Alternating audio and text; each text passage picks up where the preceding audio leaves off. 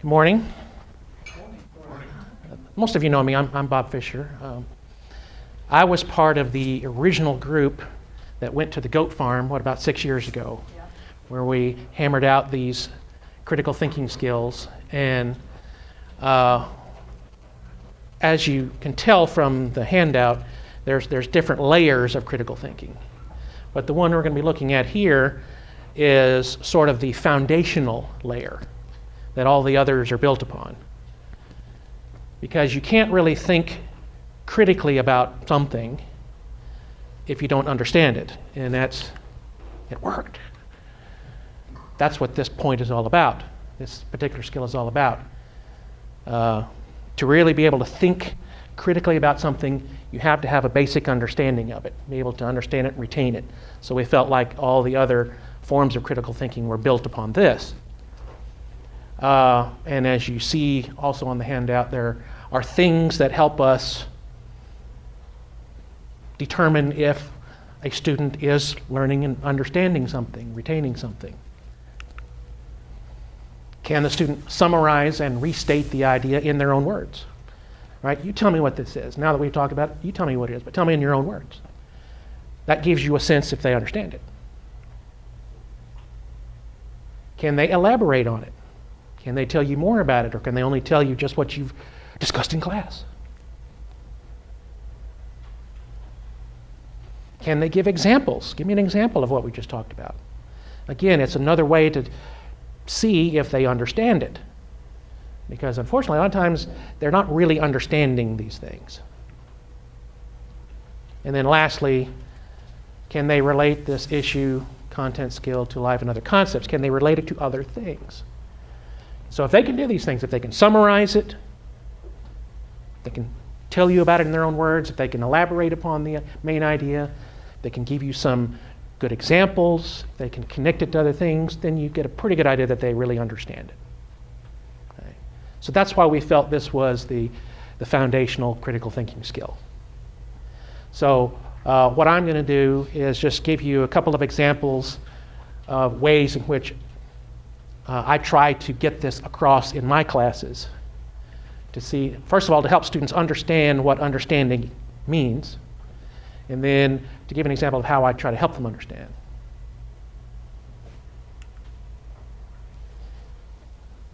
First part is to help them see the difference between memorizing something and really understanding something. Because I think sometimes students don't see the difference. You put something up on the PowerPoint, they memorize it, but they don't really understand what it means. And I try to tell them that's not the same thing. Just memorizing a definition, if it doesn't mean anything to you, if it's just empty words, you haven't really learned it because you don't understand it. Learning means you understand it. And the example that I use is this one here. The phrase ontogeny recapitulates phylogeny, which comes from developmental psychology. I say, there you go, folks. Now you know. Right?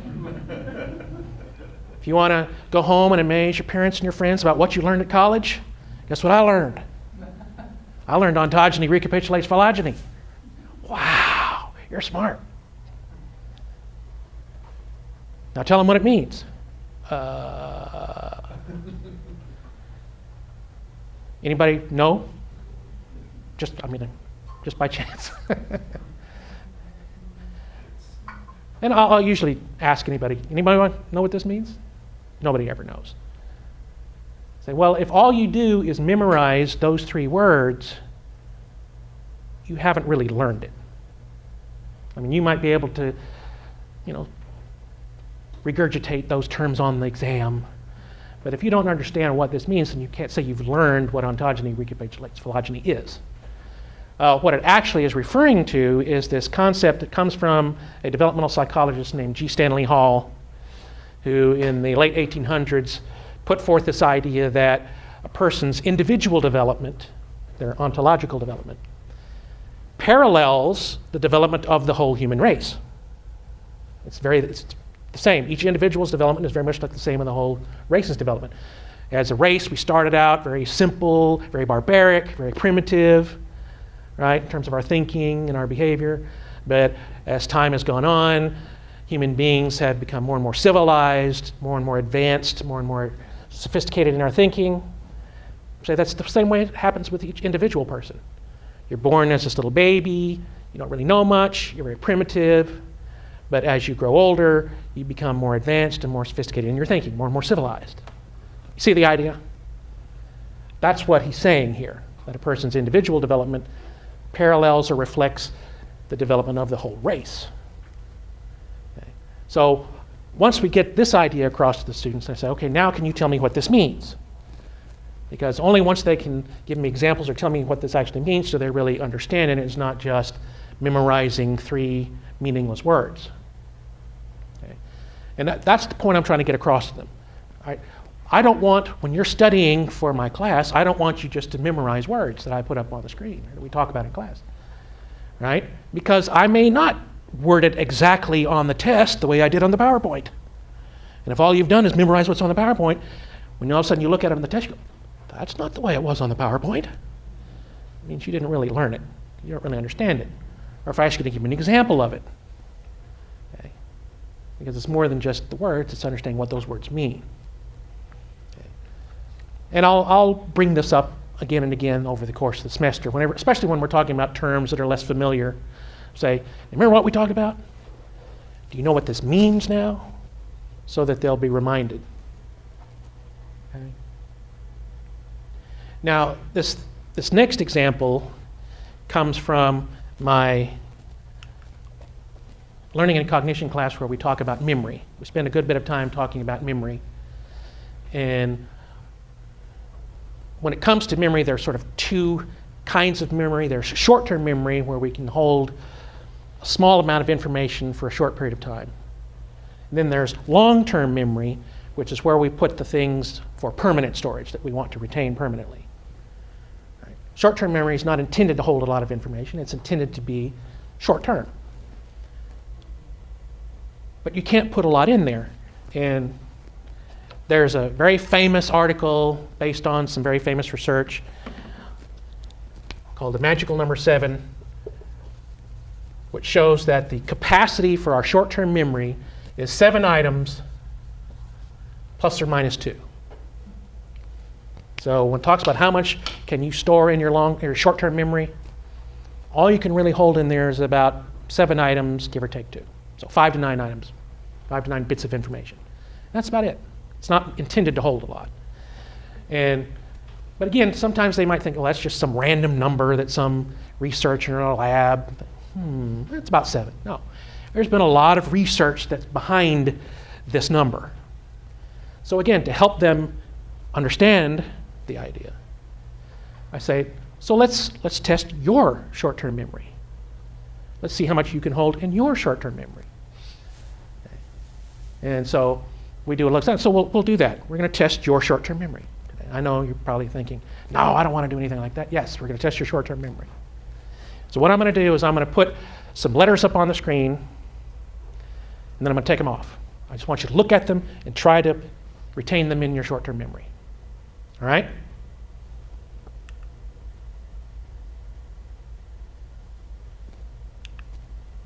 All right. Did you get them? What were they? Okay. Anybody have difficulty with that? Raise your hand if you have trouble with that. And of course, whenever I do this in class and I ask my students, did you have trouble with it?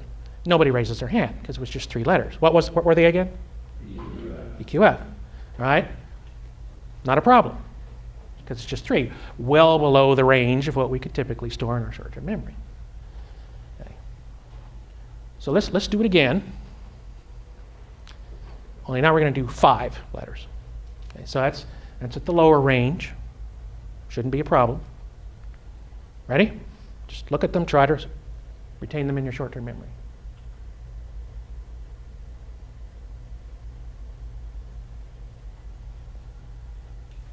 Okay? What were they? What were they? DFXCH. Okay? Again, anybody have trouble? Anybody? Again, typically students don't have any trouble with this because it's 5. Most people don't have any trouble managing the 5 letters. What were they again?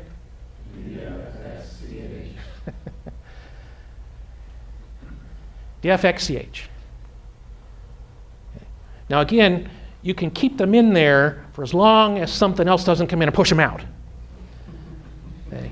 If I put up the next set of letters, you probably wouldn't remember DFXCH anymore because you now what had taken its place is the next set of letters. So you lose whatever's in short-term memory with whatever comes, they're displaced by whatever comes in next.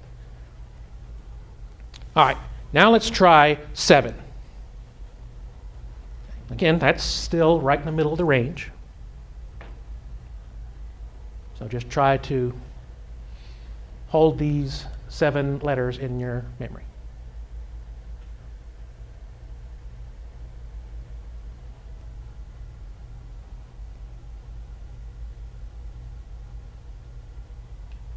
Okay? Anybody? JWP.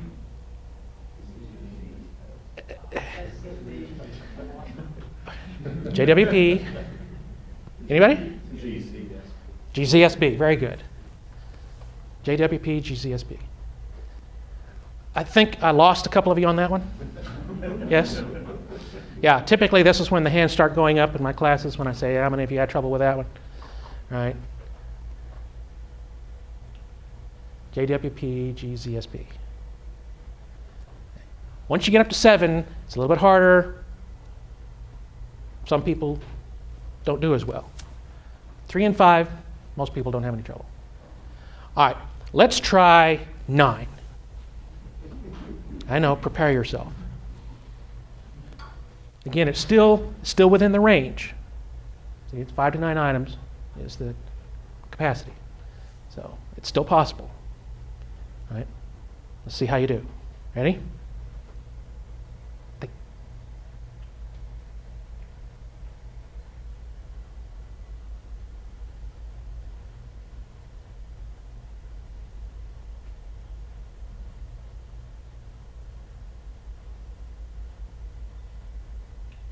Okay.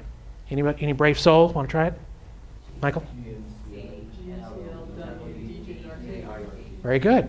GNCL, WDE, JRT. Did you get it?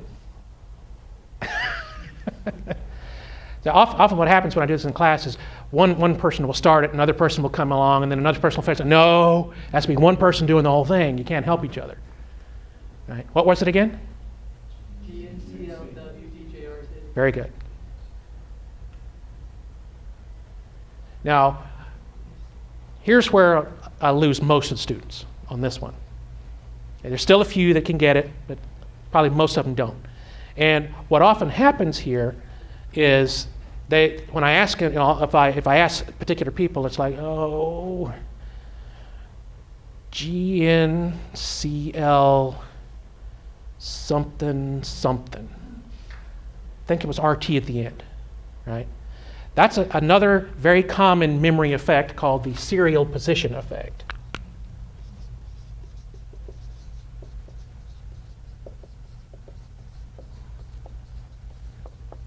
That the position of the letter in the series influences your ability to retain it, to remember it. That serial position effect states that you're much more likely to remember the things at the beginning of a list. In the end of a list, it's the things in the middle that you tend to lose. That's just the way our memories work. And again, that effect has been shown to happen over and over again. Remember the things at the beginning, at the end, stuff in the middle, you tend to lose. So I tell the students, I say, now keep this in mind if you're putting your qualifications on a resume. You want to put the stuff that you want the person to remember right up front. Okay? Don't be modest and bury it somewhere in the middle, because they're not going to remember that as well. The stuff you want them to remember, put it right up front, because that's the thing that they'll retain the best. Okay. So again, it gives me a chance to talk about another memory effect while they're in the middle of doing it. Because again, I could talk about the serial position. Serial position effect says that we tend to retain the items at the beginning of a list or the end of a list better. Yeah, they might get that definition, but they just experienced the serial position effect, see, which helps them to understand what it's talking about better than just a definition. All right, we're going to try one more. We're going to try 11. See if we've got any prodigies here. And again, that's outside the range. So let's see how you do. Try 11.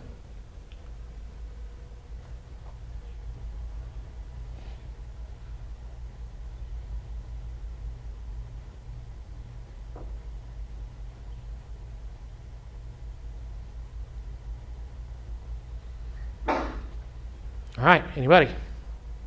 Dazzle me. Kevin, come on. Anybody? No, this typically happens. You know, in all the years that I've been doing this little example in my classes, only once has a person ever been able to give me back all 11 without an error. And when she did it, I was amazed. How did you do that? I said, nobody's ever done that before. And what she had done in the few seconds that it was up on the screen, she had made a sentence out of it. Right? You know, and I don't remember what why young girls jump, or whatever the sentence was. I don't remember the exact sentence, but she created a sentence out of using those letters. And that was how she remembered it, using a mnemonic device. Okay. So it wasn't like she really just sort of, but again, that's pretty impressive, not taking away from how impressive that was.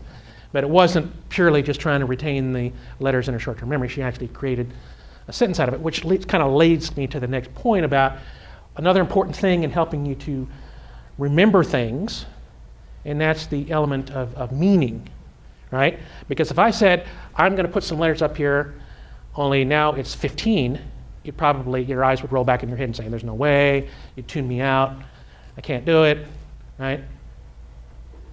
What about that?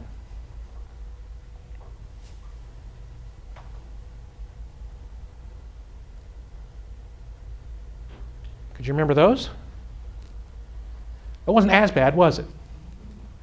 You still might have trouble, but what were the first couple? BGI? Because, yeah. See, what you were doing there was we had grouped them. Another mnemonic device of grouping information and then remembering the groups, the chunks, right? But what if I did that? Now what were they?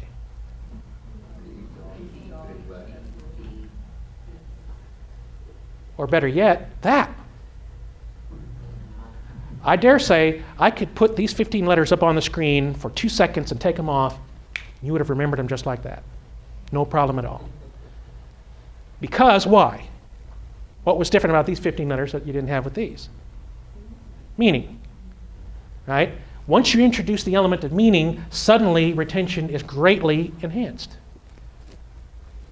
So even this is easier. I mean, this is fairly easy because you're grouping it, but this is even easier, but this is the easiest yet because now not only do you have meaningful words, but you have a meaningful sentence. Let the big dog eat, which is good advice in life, too. Okay. So again, I could bring this back around to the student. So, if you want to remember things later, either for the test or for your life, what do you want to try to do with that information? You want to try to make it meaningful to yourself, right? How many students are doing it the hard way? They're not even trying to make it meaningful. They're just trying to memorize the words, memorize the definition without trying to make it meaningful themselves. I said, if you want something to stick, make it meaningful to yourself. You can make it meaningful to yourself. Not only will you understand it, but you'll remember it. You help your understanding and your retention when you make it meaningful. So I said, don't let the things you study be meaningless.